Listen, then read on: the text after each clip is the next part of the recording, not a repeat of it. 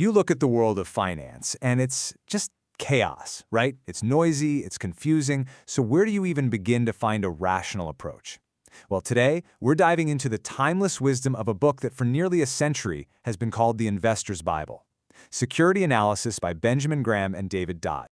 Just flip on any financial news channel. What do you see? It's a non-stop barrage of flashing numbers, tickers scrolling by, urgent breaking news, and a bunch of talking heads telling you what you need to do right this second. The whole system, as the book's modern commentators point out, seems designed not to inform you, but to do one thing: ratchet your adrenaline to full throttle. And what all this noise does is it creates what they call a short-term performance derby. It's this relentless pressure cooker where the only thing that matters is this quarter, or this week, or, hey, even this minute. It pushes us away from thinking for ourselves and shoves us right into a herd mentality, chasing whatever's hot and running scared from whatever's not. It all just feels so overwhelming, doesn't it? But what if the answer isn't to get faster, to try and keep up with the frantic pace? What if the answer is to slow down? What if there's a philosophy that was forged not in the heat of a 24/7 news cycle, but in the ashes of the most devastating financial crisis of the 20th century? So let's rewind the clock. Picture this. It's 1934. The entire world is deep in the grips of the Great Depression. The financial markets weren't just a little chaotic, they were what's been called an uncharted financial wilderness. People were lost and they desperately needed a new map. To give you an idea of just how bad it was, from its peak in 1929 to its low point in 1932, the Dow Jones Industrial Average lost a staggering 87% of its value. Just try to wrap your head around that.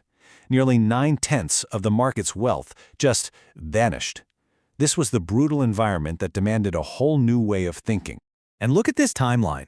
At a moment in history when a quarter of the country was unemployed and Wall Street was basically a smoking crater, Benjamin Graham and David Dodd published their masterpiece. They weren't trying to guess the next market swing, no. They were trying to create a rational, durable framework for navigating the markets, period. And at the very core, the absolute heart of their entire framework is one critical, foundational distinction. Are you an investor or are you a speculator? Because to Graham and Dodd, these weren't just two different words. They were two totally different universes of thought and action. So let's really break this down. An investor's number one goal is preserving their capital. It's about not losing money, and they do that through deep, thorough analysis of what a business is actually worth. A speculator, on the other hand, is all about the short-term profit. They're often just guessing which way the price will move next, based on a hunch or market hype. For Graham and Dodd, the line is bright and clear. An operation isn't an investment unless it first and foremost promises safety for your principal. Okay, so if being an investor requires safety, how in the world do you actually achieve that? How do you operate safely in a world that is fundamentally uncertain? Well, Graham and Dodd's answer to this is one of the most powerful and, honestly, elegant ideas in all of finance. It's called the margin of safety. This is the central question, isn't it? The future is a closed book. Nobody has a crystal ball. Nobody knows what's going to happen tomorrow, let alone next year. So how can you possibly commit your hard-earned money with any degree of confidence? Well, the answer isn't in predicting the future, but in preparing for it. And here's that powerful answer. The margin of safety is simply demanding a discount. It's about buying a dollar for 50 cents. First, you do the hard work to figure out what a business is really worth, its intrinsic value. Then, you simply wait until the market, in its wisdom or its madness, offers it to you for significantly less. That gap, that discount, that's your buffer. It's your protection against being wrong, against bad luck, against a world you can't predict. The book uses this absolutely brilliant analogy to make this idea really stick. Think of a bridge. Step 1. You analyze the bridge to find out its load capacity. That's like figuring out a company's intrinsic value. Step 2. You weigh your truck. That's the current stock price. And step 3 is the crucial part, the margin of safety. You would never, ever drive a 10-ton truck over a bridge rated for exactly 10 tons. That's insane. You demand a buffer. You drive your 10-ton truck over a bridge rated for 15 or 20 tons. That right there is value investing. And what's great about this is that it shows the goal isn't to be a psychic with pinpoint precision. You don't need to know if a company is worth exactly $87.45 a share. You just need to know, with high confidence, that it's worth a whole lot more than the $50 the market is asking for today. As Graham put it so perfectly, you don't need to know a woman's exact age to know she's old enough to vote. The value should be that obvious. Okay, I can hear what some of you are thinking. That all sounds great for the black and white 1930s, but what about today? Our markets are global, they're lightning fast, they're full of crazy financial instruments Graham and Dodd never even dreamed of. Can these old-fashioned principles really still apply? And you're right to ask. The challenges are real.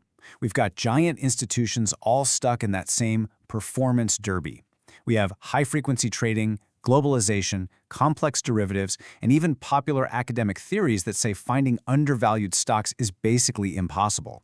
The whole game looks completely different. And yet, despite all of those changes, here's what one of today's most respected and successful value investors, Seth Klarman, says in the preface to the modern edition of the book. It's a simple, powerful declaration. In other words, value investing works. So why? It's because the tools of finance may have changed, right? We've gone from ticker tapes to algorithms. But the people using the tools haven't changed one bit. Human nature is the one great constant. The same greed that blows up bubbles and the same fear that triggers panics are hardwired into our brains. And it's exactly this predictable, emotional, human behavior that constantly creates the mispricings and opportunities for a patient, disciplined investor. So what's the ultimate promise of this whole approach? It's definitely not the adrenaline-fueled thrill you get from the cable news shows. No, it's something much quieter, much more durable, and in the end, so much more rewarding. And here it is, the core takeaway. This is not a get-rich-quick scheme. It is a get-rich-slowly framework. It's a discipline that is focused first on protecting what you have and then on patiently compounding it over time by buying good businesses at sensible prices. Simple as that. So we end right where we began, with that fundamental question from Graham and Dodd. Looking at your own approach, how you react to the day's news, what you focus on when you decide to buy something. Which one are you? The answer to that question might just be the most important financial decision you ever make.